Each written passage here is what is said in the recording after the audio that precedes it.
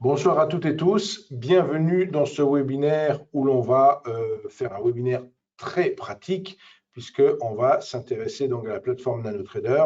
Donc en termes de diapositives images, quelque part, il y en a juste 4 qui sont là pour rappeler un peu mes coordonnées, pour faire des rappels d'usage sur les produits inhérents au trading.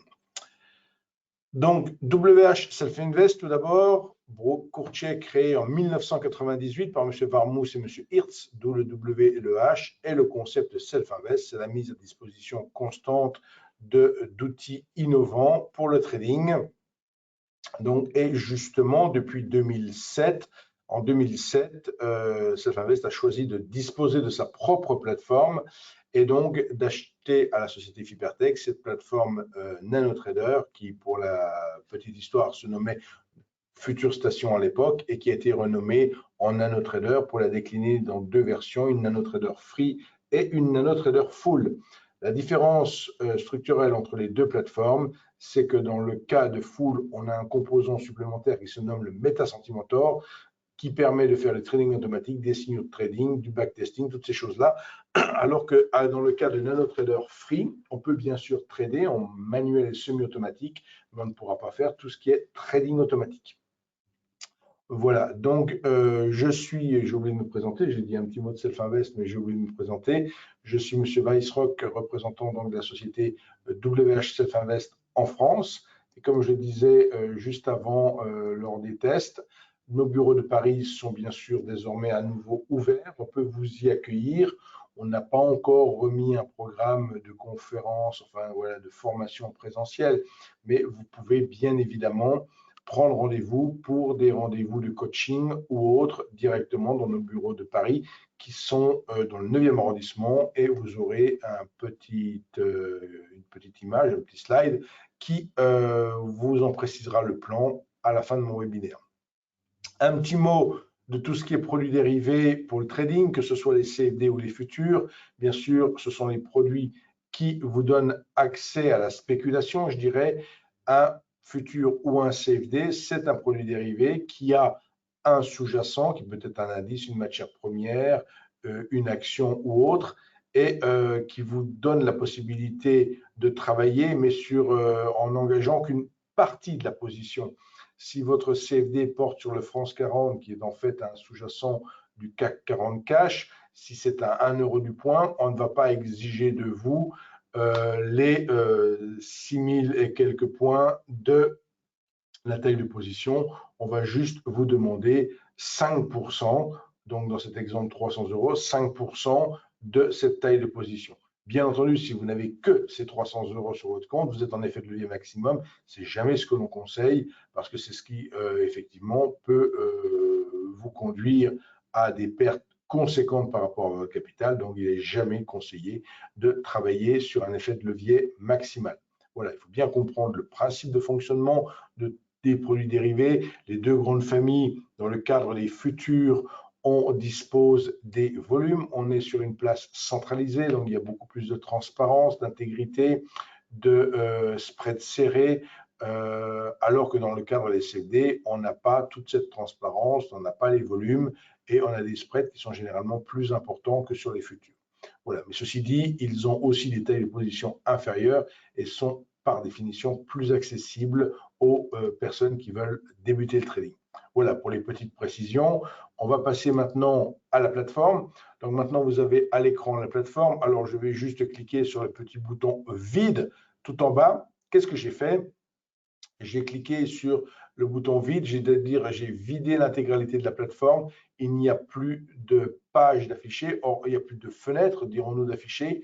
Donc la plateforme est intégralement vierge, je dirais, avec le minimum des menus. La barre ici des icônes est complètement grisée puisque aucune étude n'est présente sur la plateforme. Donc là, on est dans la plus simple expression, on est dans le cadre d'une page vide. Si vous ne voyez pas, vous, de votre côté, apparaître la barre de page qui est tout en bas de l'écran ici, si vous ne voyez pas apparaître cette barre de page, c'est tout simplement que votre menu ici, affichage, n'est peut-être pas coché barre de page. Donc, si je décoche, vous voyez, la barre disparaît. De la même manière, si vous ne voyez pas les gros boutons qui apparaissent en haut ici, c'est là encore que dans votre menu affichage, vous n'avez pas forcément le coché montrer texte barre-outils. Si je décoche, vous voyez, maintenant, les icônes sont toutes petites. Donc, au début, quand on débute avec la plateforme, je conseille quand même de mettre montrer la barre outil, montrer le texte de barre outil et bien sûr, montrer la barre de page. Si vous n'avez jamais utilisé la plateforme, si vous prenez un compte démo, donc vous aurez cette barre de page avec quelques pages qui vous sont proposées par défaut. La page Main, la page Market Overview ou Technical Analysis. Qu'est-ce qu'il s'agit? Il s'agit de propositions suggérées par la plateforme, d'associations de différentes fenêtres qui peuvent potentiellement servir à certains. Et alors là, pour le coup, j'avais travaillé juste avant d'être avec vous. J'étais en train de regarder un petit peu les marchés, et notamment la Française des Jeux, pour ne pas vous le cacher, parce que j'avais vu que Bruxelles mettait une petite enquête là-dessus. Je voulais voir quelle incidence ça pouvait avoir sur la Française des Jeux. Effectivement, ça inquiète un petit peu le marché, ou du moins ça motive trop probablement des prises de bénéfices. Donc, cette notion de page est très importante. Ce n'est pas la plus importante de la plateforme, mais elle est importante, dirons-nous, parce qu'elle vous permet, là j'ai cliqué sur un autre bouton qui s'appelle Market Overview, qui me fait cette fois-ci apparaître 4 fenêtres identiques, qui sont typiquement 4 fenêtres du type études, qui apparaissent ici. Et donc, ce qu'il faut comprendre par la notion de page, c'est une association de fenêtres que vous enregistrez comme telle et qui vous constitue votre espace de travail. Donc, vous pouvez bien évidemment choisir l'espace de travail que vous souhaitez et faire les pages que vous souhaitez. Donc, si on veut partir par exemple d'une page vide et se dire, tiens, je vais donc partir d'une page vide, donc je reclique ici sur le bouton vide, donc je n'ai rien à l'écran et je me dis, tiens, j'aimerais bien peut-être suivre quelques sous-jacents dans un tableau de cotation. Je vais ouvrir un nouveau tableau de cotation et de fait, je vais disposer d'une première fenêtre qui sera mon tableau de cotation. Il sera vierge dans un premier temps puisque je n'aurai rien ajouté. Je peux faire un clic droit sur le fond du tableau pour ajouter tout ce que je voudrais ajouter. Je fais ajouter symbole par exemple ici et je peux par exemple choisir d'ajouter plusieurs symboles ou plusieurs parités de Forex avec l'euro, comme ceci, je sélectionne les parités qui m'intéressent et je dis OK, et je me retrouve ici avec différentes parités. Une colonne symbole qui n'a pas forcément beaucoup d'importance. Moi, je sais que typiquement, j'aime bien plutôt la remplacer par autre chose de plus pertinent, comme par exemple le spread. Donc, si on veut changer une colonne, on est comme dans un tableau Excel, je dirais, quelque part. Si on veut changer le contenu d'une colonne, on fait clic droit sur le fond de la fenêtre, configurer colonne, et de fait, je peux supprimer ici ma colonne symbole que je ne souhaite pas exploiter. Et là, j'ai le choix entre beaucoup de possibilités. Et je vous parlais à l'instant du spread. Je peux tout à fait choisir d'ajouter la colonne spread. Ça m'évite typiquement de faire des calculs de tête entre bid et ask pour voir quel est le spread. Hop, je valide tout ça. Et là, de fait, la plateforme a changé. Si je trouve que la police, par exemple, n'est pas assez importante, je peux augmenter la police à 12 ici. Si je fais ça, c'est pour vous permettre effectivement de voir plus facilement ce que je fais. Voilà. Donc là, j'ai mon tableau de cotation qui est fait. Si je veux là encore rajouter un autre symbole, je peux tout à fait décider d'ajouter, pourquoi pas, le France 40, qui est un CFD sur le CAC 40, j'en parlais à l'instant. Et voilà, je me retrouve ici avec un CFD supplémentaire. À noter que notre webinaire se déroule en direct après l'heure cash de la séance, donc il est passé 18 heures, donc le spread, comme vous le constatez, est à 1,9. Il est à 1 point en cours de séance, donc de 9h à 17h30. Alors, je peux bien évidemment afficher d'autres fenêtres. Je peux estimer que j'ai besoin d'une étude, justement. Donc, je peux décider de choisir d'afficher une étude. Là, j'ai fait un clic droit depuis le France 40. Alors là, j'ai déjà quelque chose qui est préenregistré. Je vais peut-être repartir sur pour pas, enfin, c'est pas gênant, je veux dire, mais là, ce qui se passe, c'est que à force d'enregistrer les choses, l'étude par défaut, normalement, n'est plus une étude par défaut en soi. C'est-à-dire que il y a quelque chose qui s'est réenregistré dessus. Là, je suis le premier surpris. Donc, je vais juste passer avec une autre étude et donc faire ici, par exemple, Plan One Day. Qu'est-ce que ça me dit là? Tout ça pour dire, voilà, quand on ouvre une étude par défaut, on a simplement les chandeliers et rien d'autre. Bien sûr, après, on va voir dans une deuxième partie comment on peut personnaliser les études et toutes ces petites choses-là. Donc, j'ai une première fenêtre avec mon tableau de cotation. J'ai une deuxième fenêtre ici. Alors, je dis bien, c'est une deuxième fenêtre. Regardez, je la réduis ici. Alors, pour le coup, j'ai dit que je ne voulais pas l'autre ici, donc je vais la fermer. Donc, je réduis cette fenêtre. Et pour vous montrer que je parle bien d'une fenêtre, j'ai 4 parties dans cette fenêtre. Alors, je vais même l'agrandir un peu ici et montrer la quatrième.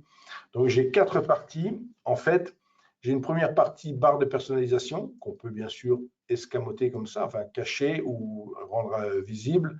Une partie barre de personnalisation, une partie graphique, une partie barre de compte pour choisir son type de compte. Donc, on peut travailler sur un compte dit Paper ou sur un compte réel. Donc, quand vous êtes client, vous savez que vous avez 2 comptes, le compte réel et le compte Paper. Et enfin, l'option carnet d'ordre, enfin la visualisation du carnet d'ordre. Comme on est sur les CFD ici, on n'a pas spécifiquement de carnet d'ordre, hein, il n'y a pas de volume. Pour avoir les carnets d'ordre, il faut être sur Futur. Si on veut se rendre compte un peu de ce que c'est qu'un carnet d'ordre, on peut toujours mettre le symbole simulation pour justement, alors là pour le coup, on est avec une simulation générée par votre ordinateur, mais ça montre l'activité d'un carnet d'ordre. Alors je vais juste faire ici, voilà, alors je vais juste faire changer symbole. Alors, ici, alors, attendez, je suis juste en train de chercher mon icône. Alors, voilà.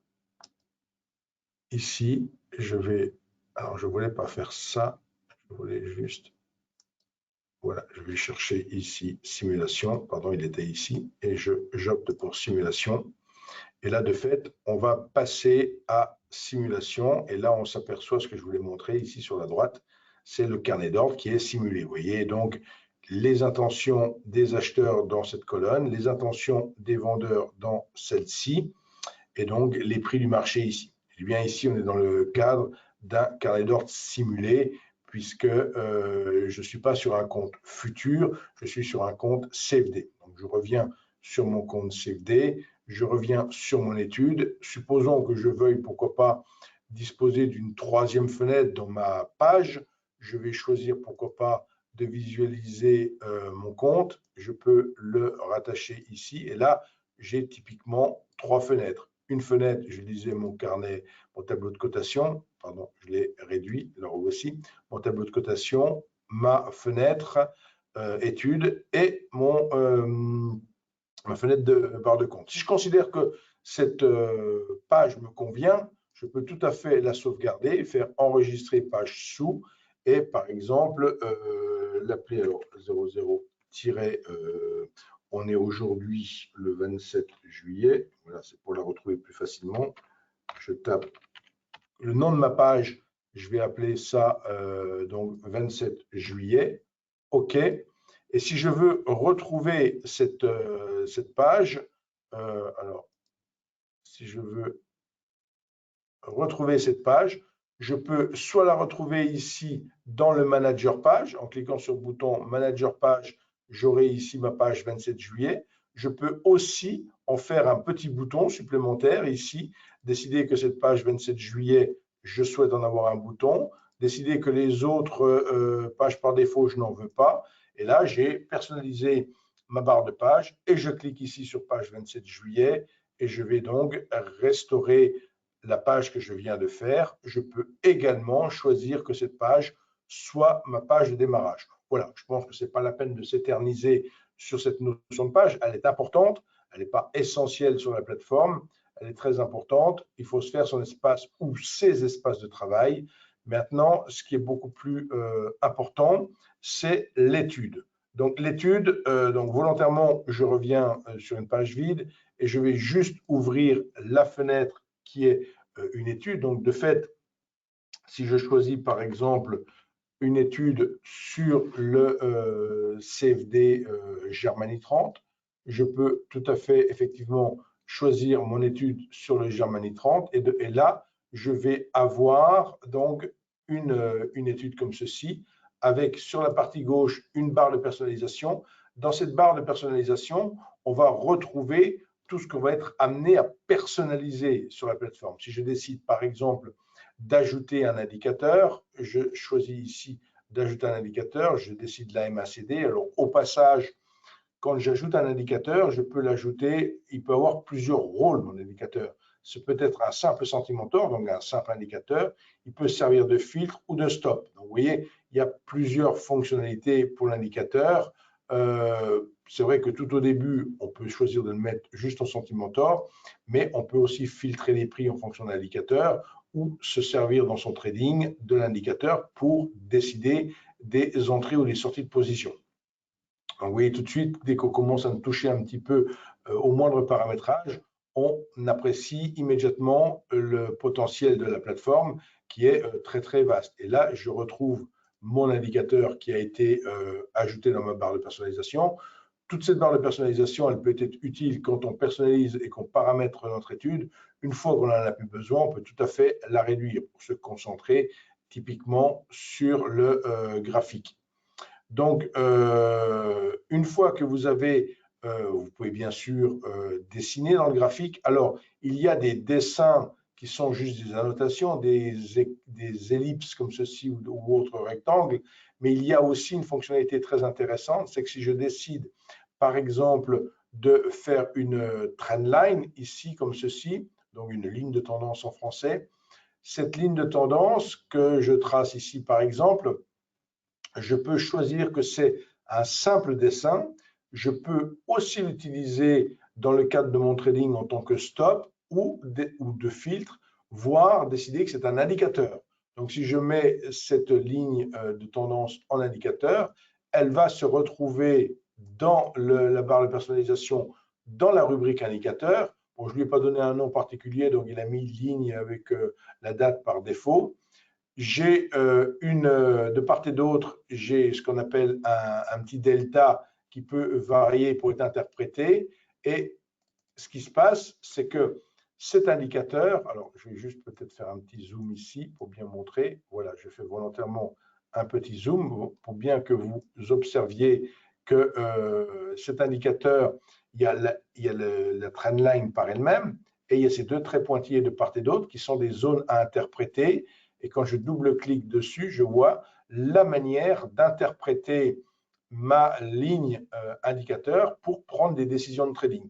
Donc, les valeurs que peuvent prendre les différents cas, hein, puisque les prix peuvent évoluer tout autour de cette ligne de tendance que j'ai dessinée, et en fonction des différents types de croisements, on peut prendre différentes décisions de trading. Ces décisions prennent la valeur de 0 à 100, c'est nous qui les paramétrons. Entre 0 et 24, ça sera un signal de vente. Entre 76 et 100, un signal d'achat. Et entre les deux, ça peut être d'autres interprétations qui peuvent être données. Donc, vous retrouvez donc tout ça ici. Voilà. Bon, là, on est rentré un petit peu dans quelque chose qui montre encore une fois qu'on n'est pas juste à parler donc d'indicateurs. Enfin, là, j'étais parti pour parler de faire un dessin pour faire une ligne de tendance. Et je vous montrais tout de suite que au-delà de la ligne de tendance ou du canal ou de la ligne horizontale, on peut aller bien plus loin et interpréter ça différemment avec les plateformes. Tout ça pour tout de suite mettre un petit peu l'accent sur chaque fois que je veux faire quelque chose avec la plateforme, j'ai beaucoup de possibilités qui s'offrent à moi. Une fois que j'ai travaillé dans mon étude, que j'ai fait mes analyses, que j'ai beaucoup travaillé, pourquoi pas, et je me dis, j'ai envie de le sauvegarder, mon travail, je ne veux pas le perdre pour le retrouver une autre fois, quelque part. Donc ici, on peut enregistrer cette étude de différentes manières. Alors, ce qui était fait tout à l'heure, c'était peut-être une erreur qui avait été faite. Je ne suis pas sur mon ordinateur personnel, donc je suis sur un ordinateur sur lequel on partage pour faire les webinaires. Donc, certainement qu'il y avait eu sur la plateforme quelqu'un qui avait cliqué sur enregistrer l'étude, le premier choix. Donc, il avait tout à l'heure enregistré l'étude par défaut, il avait modifié l'étude par défaut. Donc, je ne vous recommande pas de choisir le premier choix, de faire enregistrer l'étude, parce que ça modifierait l'étude par défaut si par ailleurs vous aviez ouvert une étude par défaut avant. Enregistrer l'étude sous, c'est simplement donner un nom à l'étude spécifique pour la retrouver après. C'est ce qu'il faut faire si vous souhaitez retrouver votre étude, mais uniquement pour ce sous-jacent. Et si votre travail, vous voulez pouvoir le répliquer sur toutes sortes de sous-jacents, vous faites le choix enregistrer l'étude comme étude modèle. Et le dernier choix, enregistrer sous tube, ça crée une étude modèle pour tous les sous-jacents. Donc là, typiquement, si je faisais ouvrir un graphique et que je me dis, tiens, je veux ouvrir l'euro-dollar, par exemple, regardez ce qui se passe. Là, j'ai plusieurs dossiers jaunes ici.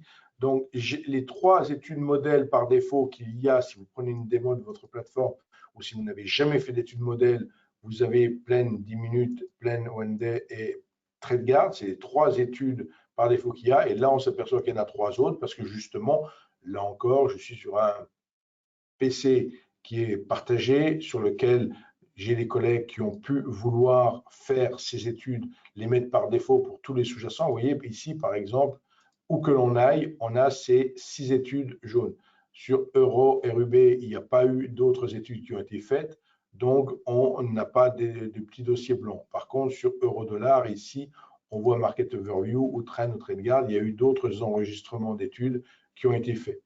Donc, voilà pour la notion d'étude qui est essentielle parce que si je prends juste un exemple, sur le site internet de Self-Invest, on vous décrit par exemple les 77, puisqu'on en a encore rajouté une ce mois-ci. Alors j'en profite pour dire que le 3 août prochain, je fais un webinaire qui sera lui consacré donc aux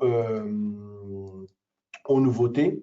Donc, je détaillerai toutes les dernières nouveautés depuis mon dernier webinaire sur le sujet. Donc, il y a un peu plus d'un mois. Donc, on a encore une dizaine de nouveautés à vous présenter. Vous pouvez dès à présent les trouver en cliquant sur le bouton nouveau ici, hein, pour la petite anecdote. Donc là, je suis revenu sur le site internet pour vous dire déjà que les personnes qui seraient dans le webinaire et qui n'auraient pas encore de compte à réel peuvent prendre un compte démo. En cliquant ici sur compte démo, on arrive sur une page au bas de laquelle vous retrouvez un formulaire qu'il vous suffit de remplir en quelques secondes en choisissant le flux avec lequel vous voulez tester la plateforme et vous obtenez immédiatement donc d'une part des codes et un lien pour télécharger le logiciel. J'étais venu sur le site plutôt pour vous parler des modèles d'études, mais indirectement des études, des stratégies ou de tous les outils de manière générale qui sont des modèles d'études.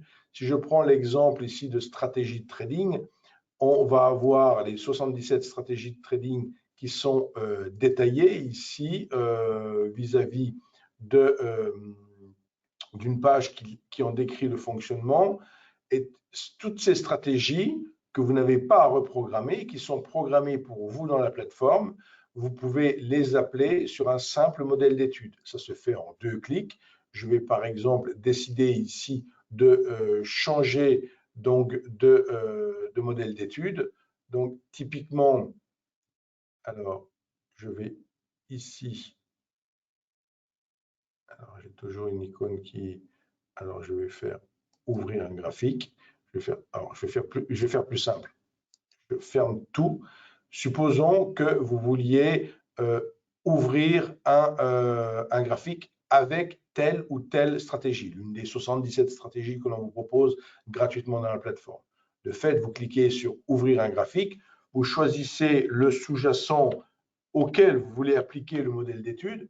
Là, ici, je choisis dans mon exemple France 40, donc je sélectionne avec un clic gauche ici France 40, puis je fais un clic droit, j'opte pour le menu modèle d'études, et là, j'ai de nouveau un sous-répertoire qui me dit WHS stratégie, et alors je vais peut-être faire autre chose, je vais le déplacer par là, donc je recommence. Donc j'ai ouvert une première fois, c'est pour vous montrer un peu l'arborescence. Donc j'ai ouvert, j'ai cliqué sur ouvrir un graphique, j'ai choisi dans le menu contextuel le mot France, il me renvoie un petit peu tout ce qu'il y a sur le mot France, je choisis France 40 en faisant un clic gauche, puis je fais un clic droit, j'obtiens ce menu contextuel modèle d'études qui me propose à son tour différentes autres arborescences. Dans l'une d'entre elles, il y a WHS stratégie, et là, ici, on a les 77 modèles d'études. Alors, bien sûr, ils sont par ordre alphabétique. Hein. Si on cherche Breakaway Gap, c'est à la lettre B. Et si l'on cherche Flag à la lettre F, etc. Ishimoku KBO à la lettre I. Et si je veux, par exemple, appliquer ce modèle d'étude ici, j'ai juste à cliquer dessus pour appliquer le modèle d'étude choisi au sous-jacent choisi. Donc, je viens d'appliquer la stratégie Ishimoku KBO, qui veut dire Kumo Breakout, donc une rupture de nuage. Et lorsqu'il y a rupture de nuage, on s'aperçoit qu'il y a des signaux de trading de générer. On en voit sur cette partie ici. Je vais mettre un.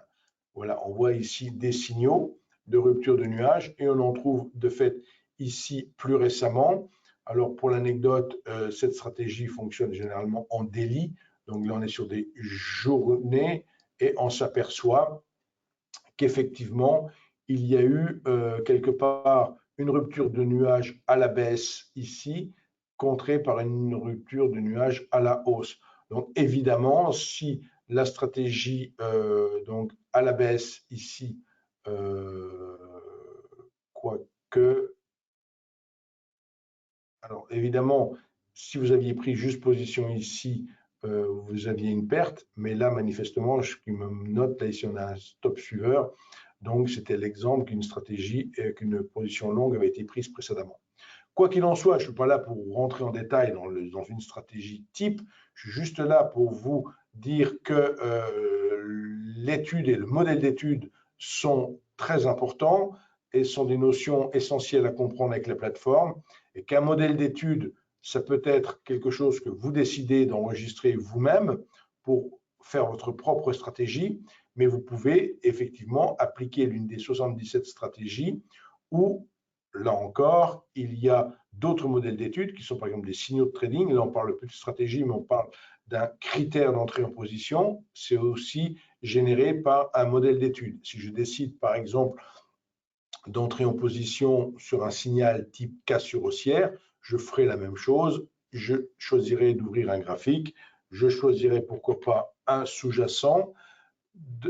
Une fois que j'ai choisi ce sous-jacent, je fais un clic droit. De nouveau, modèle d'étude. Je n'irai plus sur WHS stratégie, mais cette fois-ci sur WHS signal. Et là, des signaux, il y en a un petit peu moins que des stratégies. Il y en a 77 stratégies. Là, on a une vingtaine de signaux. Et si je voulais travailler avec le signal de cassure haussière d'Éric Lefort, signal EL pour Éric Lefort, bullish breakout line, POF, et je clique ici et j'applique cette fois-ci donc au sous-jacent qui m'intéresse. En l'occurrence, j'ai choisi le CFD sur le DAX et j'applique la fameuse cassure haussière. Là encore, bien évidemment, ne jamais utiliser un outil sans savoir qui l'a créé, pourquoi il a été créé et comment on l'utilise. Pour répondre donc à toutes ces questions, il suffit de vous rendre sur le site internet, là encore, page d'accueil, sur la colonne de gauche, vous avez ici une rubrique gratuite dans la plateforme et vous avez, vous voyez, les 16 signaux, il n'y en a pas 20, mais 16, les 16 signaux de trading disponibles gratuitement. Vous cliquez dessus, ils sont tous énumérés ici. Et si c'est la cassure haussière, elle est assez ancienne, on remonte un peu dans le temps, puisque le tout dernier signal se trouve tout en haut, et la cassure haussière, qui est un signal qui est disponible dans la plateforme depuis déjà quelques années. Vous avez ici la rubrique cassure haussière, hop, avec un petit plus, et vous avez sur une page complète toute l'explication, tous les paramètres de cette cassure haussière sur lesquels il n'y a pas de boîte noire chez Self-Invest, hein, tout est expliqué en long, en large et en détail.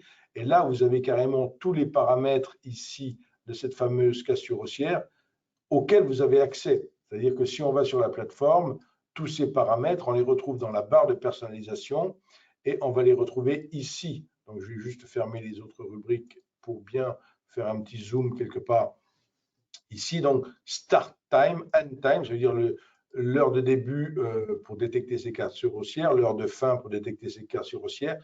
Est-ce que je veux recevoir un email quand il y a une cassure haussière? Est-ce que je vais être averti par un son?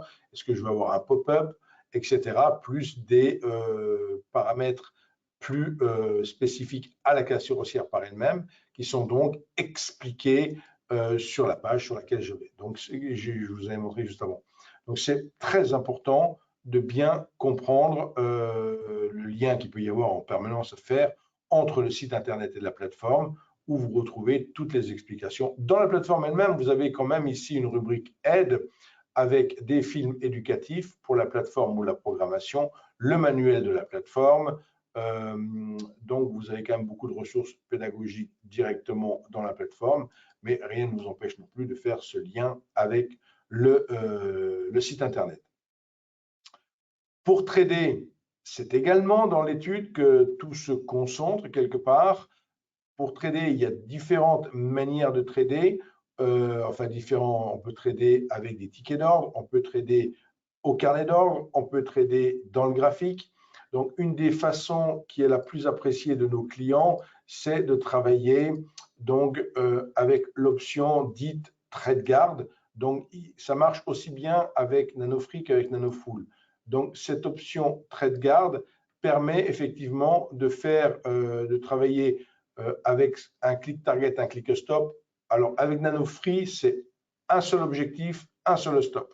Si l'on veut maintenant travailler avec X objectifs et X stop, autant d'objectifs et de stops que l'on veut, il faut utiliser NanoFull. Bon, pour faire simple ici, je vais choisir je vais choisir un seul objectif.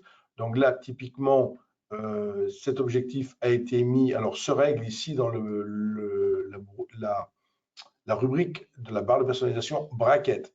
Là, on s'aperçoit que le click target et le click stop sont mis par défaut à 30 ticks, c'est-à-dire que je suis sur un Germany 30, 30 ticks, c'est microscopique, ça fait 3 points. Un tick est égal à un dixième de point. Donc, si on laisse 30 ticks, on va voir que ça va très vite réagir. Maintenant, bien sûr, on peut changer les valeurs et adapter à autre chose. On peut travailler en ticks, pourcentage, en ATR, en points. Donc, vous voyez, on a plusieurs unités de mesure. À chaque fois qu'on veut faire un réglage, on s'aperçoit qu'il y a effectivement une multitude de possibilités. Je me répète encore sur le côté qu'il y a véritablement beaucoup de potentiel avec cette plateforme, qu'il ne faut pas se laisser déstabiliser au début parce qu'effectivement, elle a tellement de potentiel qu'on peut être un peu désarçonné au début quand on lance la plateforme. Le plus facile pour apprendre la plateforme, c'est d'avoir de se dire je veux faire ceci ou je veux faire cela, d'avoir un but bien précis, de se fixer un but bien précis, et là on progressera.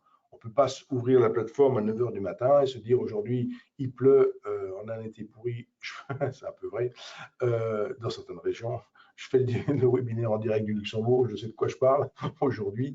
Donc voilà, donc on se dit tiens, je vais me mettre devant la plateforme et je vais apprendre. Non, si on n'a pas un but bien précis pour se dire on veut faire ceci ou on veut faire cela, on ne progressera pas avec la plateforme. Donc là ici, j'ai choisi le mode TradeGuard, je vous ai montré tout à l'heure. Pour pouvoir choisir le mode de fonctionnement de la plateforme, il faut avoir au préalable choisi un compte. Si on n'a pas fait le choix du compte, on n'aura pas ce menu ici qui sera activé. Donc là, j'ai choisi mon compte, j'ai mis un mode TradeGuard auto-order. Je me retrouve donc à être protégé sur mes prises de position. J'ai ici une main que si elle est désactivée, je vais pouvoir passer des ordres sans confirmation d'ordre. Donc, typiquement ici, je choisis par exemple Buy 10. Si je clique ici sur Buy 10, je n'aurai pas de confirmation d'ordre et j'aurai un ordre qui sera passé pour 10 lots. Alors, 10 lots à 1 € du point, si je suis sur un CD, ça fait quand même 10 € du point. Hein. Hop, je clique ici, c'est fait. Et vous voyez ce que je disais à l'instant, en ayant, voilà, c'est la démonstration. Ça a à peine bougé qu'on a été stoppé. Donc, effectivement, sur un indice à 15 000 points, travailler à 3 points, ça n'a pas beaucoup de sens, hein. Donc là, on peut faire les réglages et mettre, par exemple, pourquoi pas un stop à, cette fois-ci, 100 ticks. Donc, je serai de fait à 10 points et un objectif, pourquoi pas, à 300, je serai à 30 points. Donc, si maintenant je renouvelle, voire je change ici en me disant je ne vais pas utiliser autant de contrats, j'en mets 2, tout se met à jour automatiquement. Je fais buy 2 contrats et cette fois-ci, je suis acheté à 15 503. Donc je vais me faire un gentil zoom ici. Je suis acheté à 15 503,20. Donc, on peut faire apparaître ici les deux petits traits, ici un trait rouge et un trait vert, c'est matérialiser le spread, montrer que sur la plateforme, la convention, c'est de dessiner le niveau bid, donc ce trait vert, et de fait que moi j'ai acheté, il faut effectivement que le trait vert rejoigne le trait rouge. Si là j'achète, je suis acheté au trait rouge, et je serai vendu au trait vert si je veux vendre. Donc je suis acheté sur le bid, vendu sur le ask. Il faut bien sûr gagner le spread quelque part pour commencer à gagner. Là, je gagne 0,20 centimes, donc c'est-à-dire que j'ai déjà un gain, vous voyez, 4,20, donc j'ai deux contrats. Si je considère que j'ai fait une bonne chose en achetant et que je veux me renforcer, je peux multiplier par 2 la position. Automatiquement, ma position est ajustée, c'est-à-dire que mon objectif ici, il est ajusté à 4 contrats et mon stop à 4 contrats. Si je considère que je me suis un peu trompé, je peux réajuster à la main ici, pourquoi pas en disant j'attends plutôt l'objectif, un retour sur le précédent top quelque part ici. Et par contre, le stop, j'estime qu'il est plutôt bien placé. Je peux le transformer en un seul clic en un stop suiveur. Donc, en cliquant sur le stop lui-même, on fait apparaître ce qu'on appelle les boutons tactiques ici. Le concept des boutons tactiques, c'est de pouvoir changer la fonction de l'ordre en un seul clic. Donc ici, je choisis de passer en stop suiveur. Désormais, j'ai un stop suiveur de 155 ticks, 155, donc 15,5 points, donc qui va accompagner mon mouvement si toutefois, bien sûr, on poursuit à la hausse. Je suis ici sur une bougie 15 minutes, donc c'est pour ça que ça donne l'impression un petit peu de ne pas trop bouger. Si je veux, je peux bien sûr passer sur du 1 minute, et là maintenant, donc ça va donner l'impression. Alors, je suis bien sûr toujours en position. Je suis sur mon 1 minute. Alors, bon, pour le coup, comme j'ai mis un objectif, vous voyez, on est un peu plus loin. Question objectif. Vous vous souvenez à quoi il correspond, mon objectif. C'est un précédent plus haut, mais un plus haut sur le 15 minutes. Donc, effectivement, là, j'ai zoomé et maintenant, je gagne 23 €, donc à 1 € du point sur 4 contrats. Vous voyez, c'est un petit mouvement. Si on veut un petit peu apprécier la volatilité du marché, on dispose ici d'une… alors, il doit me manquer, j'étais déjà gêné tout à l'heure, afficher barre espace travail, barre outil. J'ai pourtant l'impression qu'il me manque des icônes. Non, elle est là, par exemple, dans la règle. Il y a une icône qui ressemble à une règle et qui me permet, par exemple, de dire, tiens, j'ai une certaine volatilité sur le marché. C'est-à-dire que là, depuis 18 heures, on s'aperçoit que le marché oscille entre deux bornes. Comme ceci, on voit un petit peu que, grosso modo, ça oscille dans un petit range légèrement oblique dans ces deux bornes. Si on veut apprécier la volatilité de ce range, on a cette petite règle, vous voyez, tout ça, c'est pour dire qu'effectivement, à court terme, 169 ticks, donc 16 points, c'est pour montrer un petit peu la volatilité du marché sur ces dernières minutes, quelque part. Donc, effectivement, si on veut faire une opération très court terme, il ne faut pas forcément s'attendre à plus de variations que ce qu'il y a eu. Maintenant, l'objectif que j'avais déterminé tout à l'heure, je vous rappelle qu'il était basé sur un graphique 15 minutes. Donc, ce qui fait que, suivant que l'on se mette sur un graphique 1 minute ou 15 minutes, on n'a pas forcément les mêmes anticipations. Donc, en matière de trading, on n'a pas forcément les mêmes anticipations. Vous voyez, si je remets maintenant mon 15 minutes, tout ça pour montrer que tout à l'heure, le mouvement maintenant est différent, puisque bon, en 15 minutes, on apprécie les choses de manière différente. Et typiquement, alors attendez, j'ai un petit...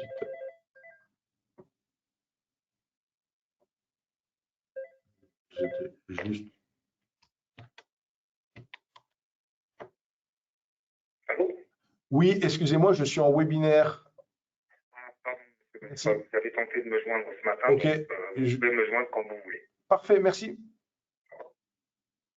Voilà, bon, c'est joie du direct, hein, je suis désolé, mais bon, le téléphone, il n'y avait pas de sourdine, donc ici, effectivement, je suis, comme je disais tout à l'heure, dans un poste partagé, et il y a un téléphone aussi, et voilà. Bon, tout ça pour dire qu'effectivement, si vous souhaitez me joindre par téléphone, c'est bien sûr possible, mais préférez quand même l'email ou je vous donnerai mes coordonnées tout à l'heure, mais en appelant en direct, effectivement, soit je suis au téléphone, soit je suis en webinaire ou autre.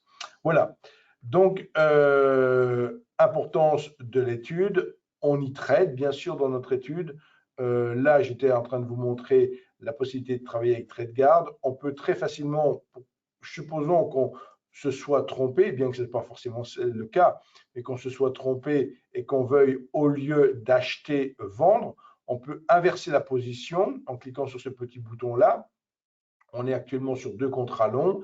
Si je clique ici, il va m'en vendre 4 d'un seul coup et je passerai donc short de 2. Donc, si je clique ici, voilà, il fait le travail pour moi et on est passé ici à moins 4.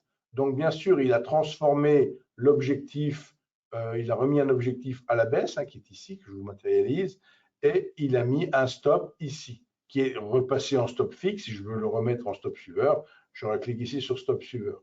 Comme je disais, ce n'était pas forcément stratégique dans mon anticipation, où j'anticipais plutôt un rebond. Pourquoi j'anticipais un rebond? Parce que tout simplement, il y a un support qui est assez bien matérialisé à ce niveau-là, donc à 15h15 et maintenant, on a travaillé sur une zone support que je vais matérialiser ici par ce rectangle. Et il y a eu ici, sur la bougie précédente, des 15 minutes donc, qui se sont terminées avant à 18h15 ou 18h30. Et on s'aperçoit qu'il y a eu une reprise du chandelier rouge, une clôture quasiment à 50%. Et là, on a une espèce de marteau qui est en train de se matérialiser. On est à 18h42 sur du 15 minutes. Donc, c'est dans 3 minutes où on aura fini la bougie. Mais on voit quand même que même en cours actuellement, on est plutôt en train de rebondir. Donc, tout ça pour dire quoi? Pour dire qu'effectivement, il y a peut-être intérêt à viser peut-être un retour sur cette fameuse trendline qui est générée par ma fameuse cassure en 3 lignes. Donc, cassure, je dis une grosse bêtise, cassure haussière, autant pour moi, sur cette cassure haussière. Et le signal d'entrée en position sur la cassure haussière n'est donné que sur la clôture de cette ligne. Vous voyez, donc, on n'a pas encore le signal haussier si on exploitait le fameux signal d'entrée en position sur cassure haussière. Donc, il ne faut pas. Donc, ici, effectivement, dans mon exemple, j'ai bien sûr ultra anticipé un éventuel signal sur cette unité de temps.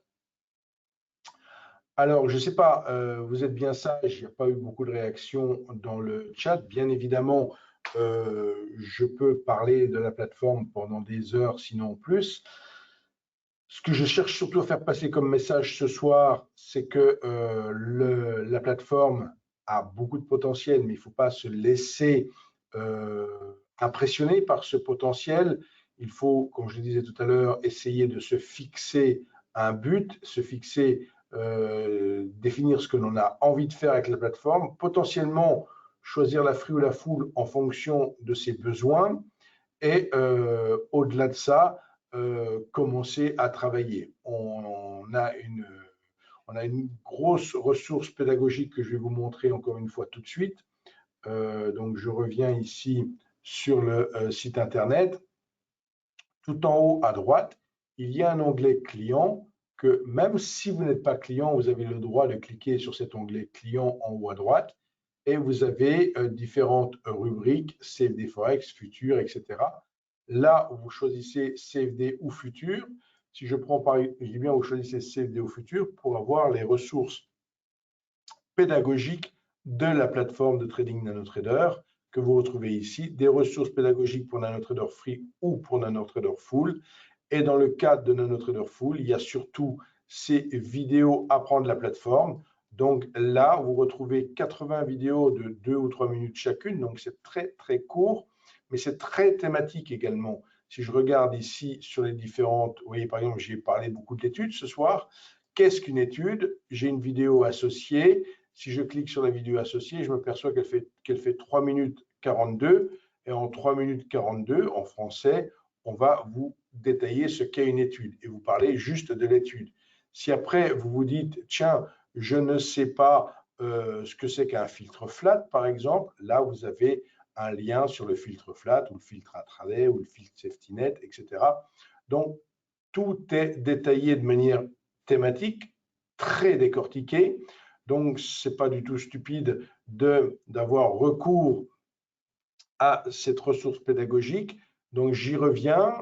Client ici, client CFD Forex ou client futur. Hein. Je prends client futur, c'est les mêmes ressources, bien sûr, pour la plateforme. Que l'on choisisse NanoTrader Free ou NanoTrader Full. On a le côté page de démarrage rapide, ça concerne l'ergonomie, pour se familiariser rapidement à l'ergonomie de la plateforme. La notion de manuel ici, c'est pour apprécier un petit peu le potentiel de l'outil. Si je clique sur manuel, le but n'est pas d'apprendre par cœur le manuel. Alors, ça télécharge un document PDF que vous pouvez bien sûr ouvrir, qui pour le coup, c'est ouvert sur un autre écran que je vous ramène ici. Voilà. Donc, ce PDF ici, il va faire un certain nombre de pages, il fait une quarantaine de pages, et en le parcourant, vous allez retrouver un petit peu, vous allez apprécier, je dirais, tout le potentiel de la plateforme. Et vous avez par exemple quelques pages que j'ai toujours tendance à recommander pour ce qui pose un petit peu plus de questionnement, c'est la manipulation des graphiques. Parce que ça, tout de suite, quand on change de logiciel, on est souvent désemparé avec tout ce qui est manipulation des graphiques. Dans le cadre de Nano, là aussi, comme il y a beaucoup de potentiel, il faut utiliser tout le potentiel de votre souris, par exemple. La molette sert à quelque chose, le clic gauche sert à quelque chose, le clic droit sert à quelque chose, etc. Donc, on va pouvoir manipuler les graphiques de manière intuitive quand on a appris un petit peu à le faire. Hein. Au début, la difficulté se situe là aussi, c'est d'arriver sur Nano avec les réflexes d'une autre plateforme, quelle qu'elle soit. Donc, c'est toujours plus difficile que quelqu'un qui débarque sur Nano et qui n'a pas du tout de prérequis sur une quelconque plateforme. Alors, si on peut chatter, j'y vais. Impossible d'afficher la même fenêtre de trading que vous, c'est-à-dire je ne peux pas voir les brackets. Alors, si vous ne pouvez pas voir les brackets, vous êtes sur NanoFree et j'ai un compte. Oui, donc effectivement, vous êtes… alors, je reviens sur la plateforme, on me fait une remarque dans le chat, c'est très bien. On me dit, je n'ai pas la même barre de personnalisation que vous.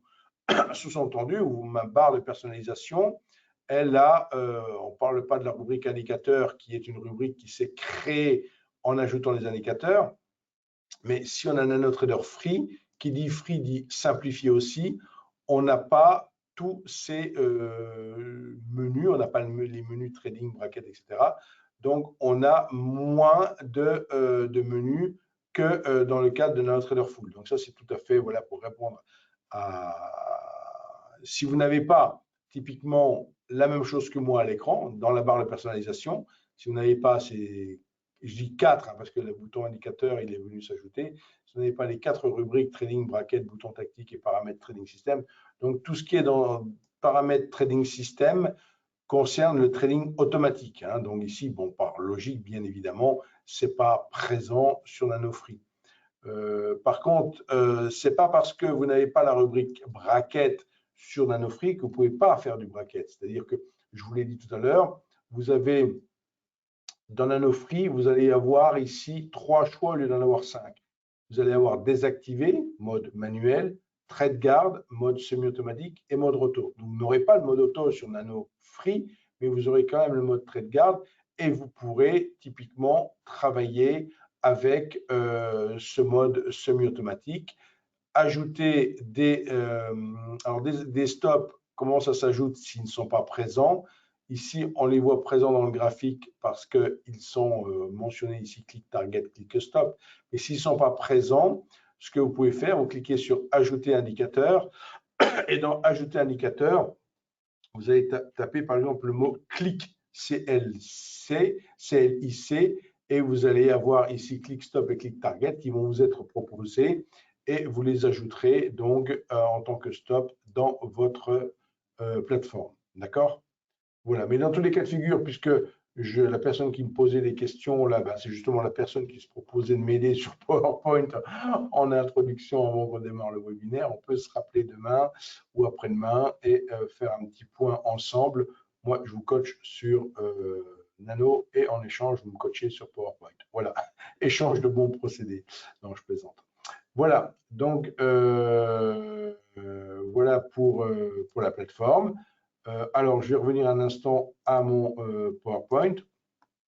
Donc, pour vous dire que si justement vous voulez me contacter, alors évitez le portable. Alors, j'ai cliqué trop vite. Non, décidément, je clique vraiment trop vite. Alors, je fais marche arrière. Voilà. Évitez le portable en 0640 pour me téléphoner directement. Mettez-moi des SMS. Écrivez-moi à mon adresse email, ici à Weissrock sur www.fr. Et bien sûr, je reprendrai contact avec plaisir avec vous. Je vous disais à l'instant que nos bureaux à Paris se trouvent rue Taitbout, entre le boulevard des Italiens et le boulevard Haussmann, dans le 9e arrondissement.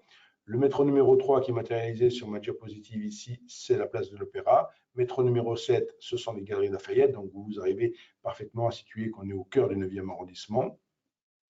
Donc, très facile à nous trouver. Ne vous trompez pas parce que la rue Taitbout est très, très longue, se poursuit, après avoir traversé le boulevard Haussmann, se poursuit vraiment très loin au nord. Donc, nous, on est au 13-15, une entrée double. Donc, identifiez plutôt les deux boulevards pour avoir cette petite rue qui est entre les deux. Alors, oui, afficher le mail à nouveau. Voilà, le mail, donc, c'est le prénom suivi du nom de famille, @whfrs.fr. Et c'est vrai un peu pour tous mes collègues que vous pouvez avoir au téléphone. S'ils vous disent, voilà, pour les principes des emails, c'est le même pour tout le monde. Voilà, on est arrivé à la fin du webinaire. Je vais couper ici l'enregistrement. Je vais encore rester un petit peu avec vous s'il y a des questions.